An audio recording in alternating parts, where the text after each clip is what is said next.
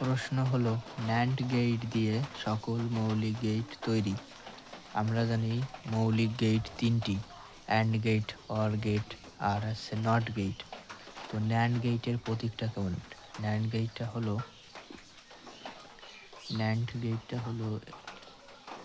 এরকম, এ একটা ইনপুট হয়, একটা ইনপুট যদি হয় সামনে ডি আকৃতির আর নট, তাহলে আউটপুট ওয়াই সমান পাবো এ বি বলে নট। এটা হচ্ছে ন্যান্ড গেটের প্রতীক। এখন প্রশ্ন বলছে ন্যান্ড গেট দিয়ে সকল মৌলিক গেট তৈরি। তো 1 নাম্বার মৌলিক গেট বাস্তবায়ন করব। 1 নাম্বার মৌলিক গেটটা হচ্ছে নট গেট বাস্তবায়ন।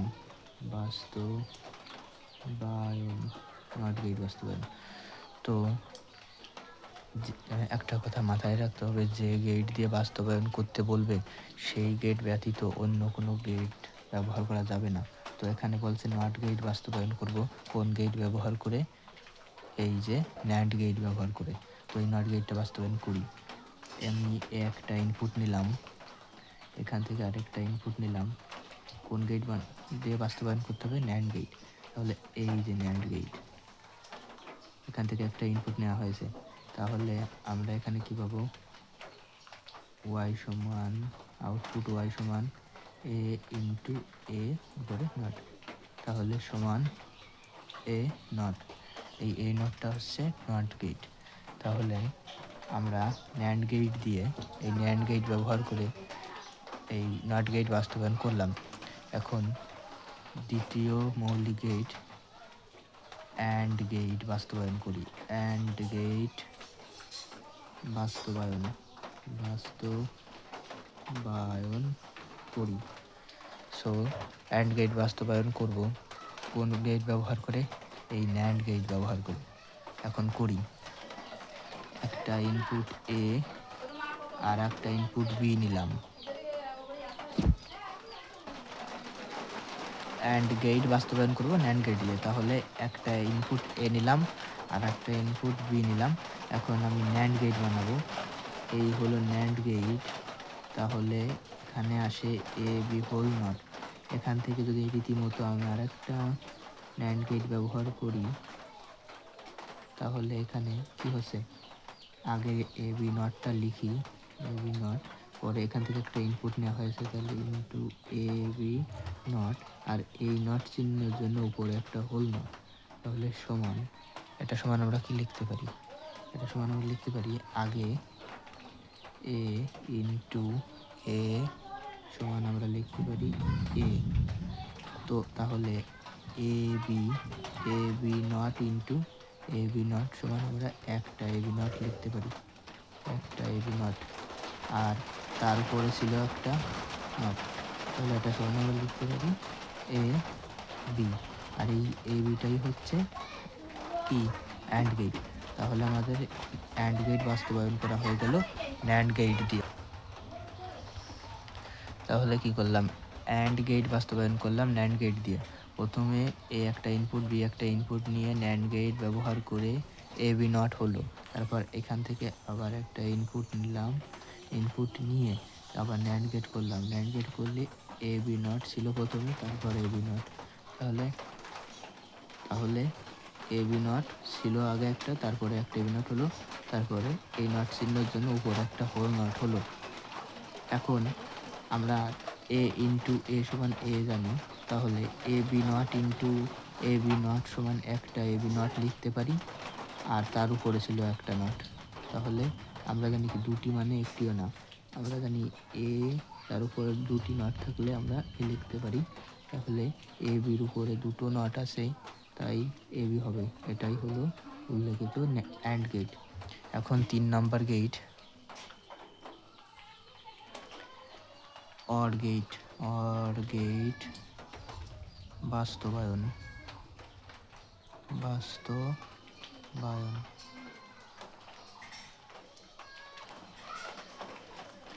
অর গেট বাস্তবায়ন করব কোন গেট ব্যবহার করে? এই যে ন্যান্ড গেট ব্যবহার করে। ওকে, তাহলে বাস্তবায়ন করি। এটা বাস্তবায়ন করার জন্য আমরা জানি কি আমরা জানি OR গেটের আউটপুট OR গেট সমান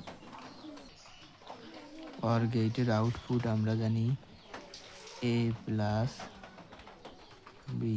OR গেটের আউটপুট আমরা জানি a প্লাস বি। তাহলে এটাকে আমরা NAND গেট, এই NAND গেট ব্যবহার করে OR গেট বাস্তবায়ন করব।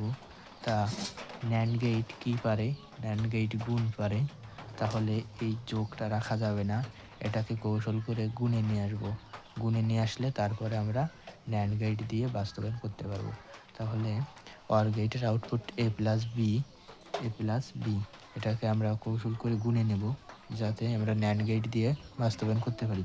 তাহলে কিভাবে গুণে নিতে পারি? a প্লাস বি উপরে যদি দুটি নট দেই তাহলে দুটি মানে কি একটিও না, a প্লাস বি থাকে। তাহলে এটাকে যদি আমরা ডি মর্গানের সূত্রে ভাঙি তাহলে কি হয়?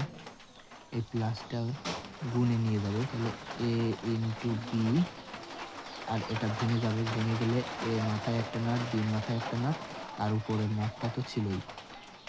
এই যে আমরা গুণে নিয়ে আসতে পারছি। এখন আমরা এই যে NAND গেট দিয়ে এইটা বাস্তবায়ন করতে পারবো।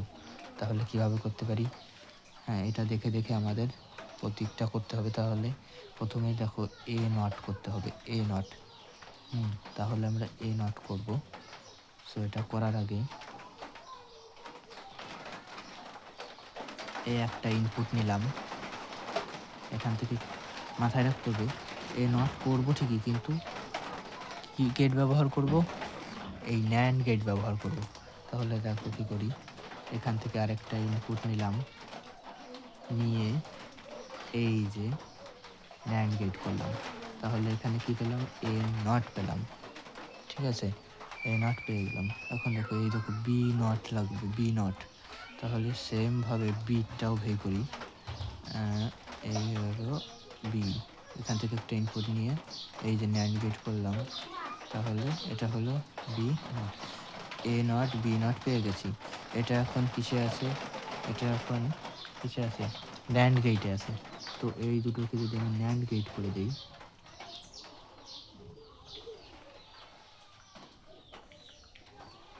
এই যে NAND গেটের চিহ্ন, তাহলে পাবো কি?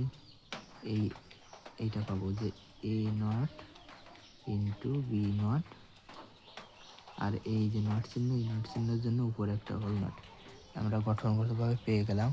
এখন এটা সমান কি লিখতে পারি? এটা সমান কি লিখতে পারি? এটা যদি আমরা যোগ আকারে লিখি তাহলে কি হয়?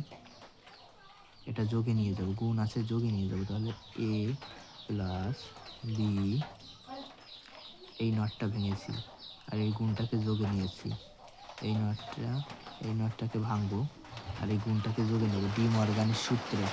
তাহলে a প্লাস বি হবে, আর এর মাথায় একটা নট ছিল, বির মাথায় একটা নট ছিল, আর এটা ভেঙে গিয়ে মাথায় একটা চলে আসলো, বির মাথায় একটা চলে আসলো। তাহলে আমরা জানি কি? আমরা জানি যে a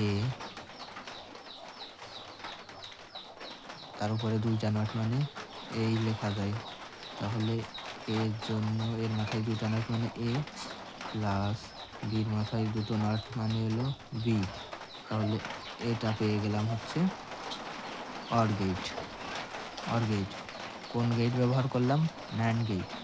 NAND গেট ব্যবহার করে আমরা OR গেট বাস্তবায়ন করলাম।